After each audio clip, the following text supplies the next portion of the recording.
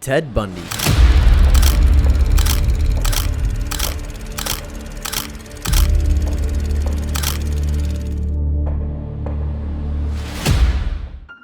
Ted Bundy, one of the most notorious serial killers in American history. And then he turned in the car seat, so he's kind of facing me, and he leaned in really close. I thought he was going to kiss me. Instead, he said very quietly, "Do you know what? I'm going to kill you." And he put his hands on my throat and started squeezing. I thought I was going to die right there in the car, but he had other plans. During the 1970s, with a series of brutal murders, Bundy, who was both charming and intelligent, had a frightening ability to blend in with society, making it difficult for people to suspect him. Bundy's method of operation involved approaching his victims, primarily young women, with a fake injury or other ploy to gain their trust before abducting, raping, and murdering them. He would then often mutilate their bodies, adding to the horror of his crimes. Bundy's ability to evade capture for so long was a significant aspect of his case. He was arrested several times for various crimes, but managed to escape custody twice. During one trial, he acted as his own lawyer, using his charm and intelligence to manipulate the court of jurors. It wasn't until he was caught and put on trial for the murder of 2 Florida sorority sisters that Bundy's true nature was exposed. His charm failed him, and he was revealed to be a cold and calculating killer. Bundy was found guilty and eventually executed in the electric chair in 1989. His case has left a lasting impact on society, serving as a chilling reminder of the dangers of trusting strangers and the importance of justice for victims of violent crimes. Jeffrey Dahmer, another infamous American serial killer, shocked the nation with his gruesome and horrific crimes. He was so lonely. That was the He first felt murder. abandoned. with We the didn't hill. know he was left alone, and he had already done this first murder. He apparently felt so alone that he picked up this hitchhiker, and when this hitchhiker wanted to leave, wanted him to stay so badly, he hit him with a barbell. I kind of think that it was more of an accident than an intentional. Dahmer was responsible for the murders of 17 young men and boys between 1978 and 1991.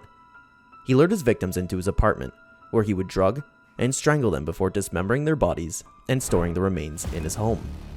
Dahmer's crimes were particularly brutal and sadistic, and he later admitted to cannibalizing some of his victims. The discovery of human body parts in Dahmer's apartment and his ability to operate for so long without detection raised important questions about the role of law enforcement in preventing and investigating violent crimes. Dahmer was eventually caught, with one of his intended victims managed to escape and alert the police. Sitting there, and then I just, for some reason, I said, well, I need to go to the bathroom again, and he didn't follow me at that point. So I reached up, I got up, and then I hit him, and I ran out. He was charged with 15 counts of murder and later pleaded guilty to all charges. Sentenced to life in prison, Dahmer was beaten to death by a fellow inmate in 1994. His case continues to be a subject of fascination and horror, prompting countless theories and discussions about the nature of criminal behavior and the effects of childhood trauma. Andrei Chikatilo, the Rostov Ripper, was one of the most famous serial killers in Soviet history. Born in 1936 in Ukraine, Chikatilo's childhood was marked by poverty and the horrors of World War II. He was in a large iron cage in the courtroom. The cage was to protect him from the rage of the parents of the victims.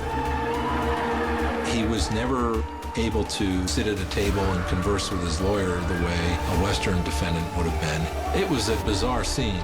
In the public seating, you had a number of family members of victims who... As a teacher and factory worker, he led an unassuming life before embarking on his killing spree in the 1980s. Chikatilo's crimes were gruesome and sadistic, involving the murders of at least 52 people, mostly young boys and girls. He mutilated his victims and was known to have cannibalized some of them. The sheer number of Chikatilo's victims and the years it took for the police to catch him terrified the Soviet Union. The investigation into his crimes was hampered by bureaucratic incompetence and lack of resources. Chikatilo was finally caught in 1990 when he was seen leaving a crime scene by an undercover police officer. After a trial, he was found guilty of 52 murders and sentenced to death. He was executed by a firing squad in 1994.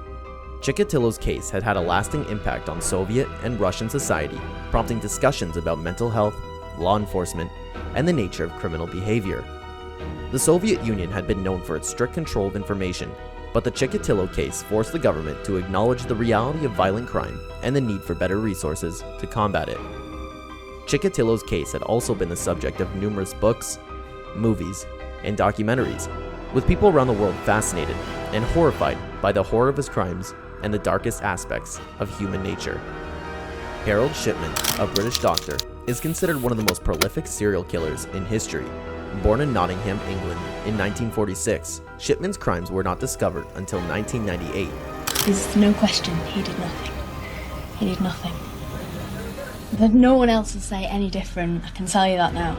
If you were to ask any patient of Harold Shipman, who I've known for some 20 years as my GP, they would only see him like I see him, as an extremely hard-working and caring GP.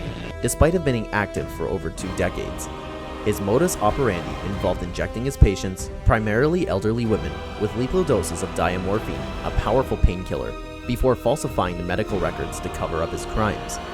Shipman is believed to have killed at least 215 patients. The sheer number of Shipman's victims was shocking, but what was even more disturbing was his reputation as a respected and trusted doctor. He was known for his kindness and compassion, with patients and colleagues alike never suspecting him of being capable of such horrific acts. It was not until 1998 that a local undertaker became suspicious of the high number of deaths in Shipman's practice. The police were eventually notified, and a thorough investigation revealed the extent of Shipman's crimes. Shipman was charged with 15 counts of murder and 1 count of forgery and sentenced to life in prison. His case has a profound impact on the British medical system and the public's trust in doctors. It prompted important discussions about the regulation of the medical profession and the importance of transparency in healthcare.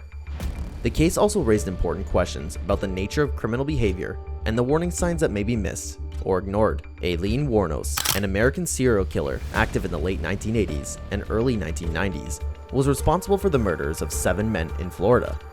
Born in Michigan in 1956, Wuornos had a difficult childhood marked by abuse and neglect. She later became a prostitute and began her killing spree in 1989. Wuornos claimed that most of her victims had raped or assaulted her, and she had shot them in point-blank range before leaving their bodies in secluded areas. I first met Aileen when I was in 1st grade.